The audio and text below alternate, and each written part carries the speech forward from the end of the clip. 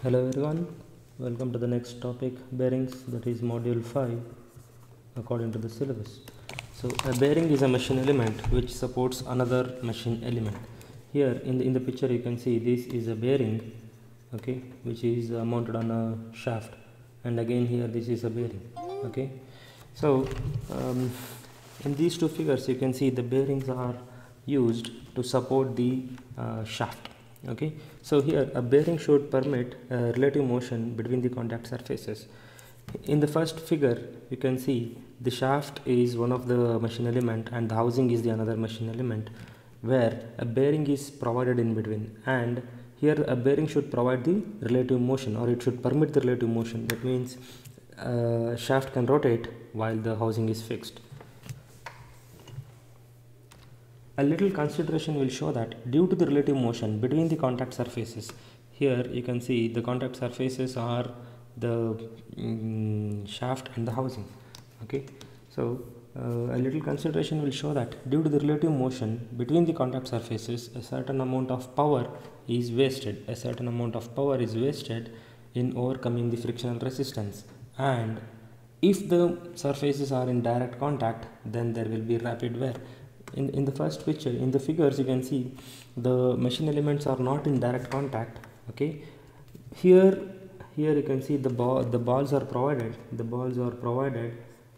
the bearing. So when if the moving surfaces are in direct contact, then there will be rapid wear.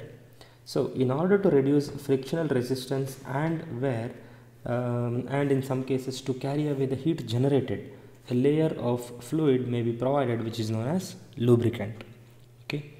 Here you can see a bearing. Here you can see the sectional view of a bearing.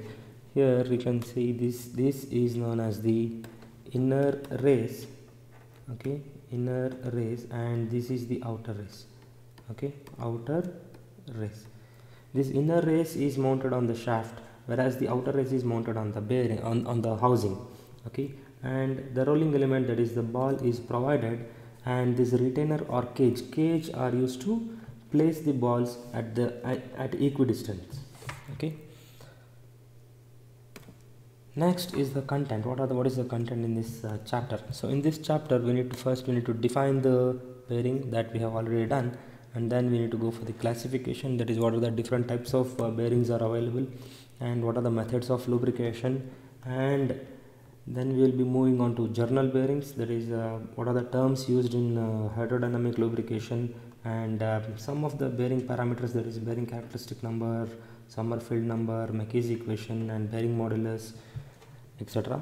And what is the amount of heat generated in the bearing, or what is the amount of power lost during the friction. So that we need to study. And finally the design of journal bearing and the design of collar bearing.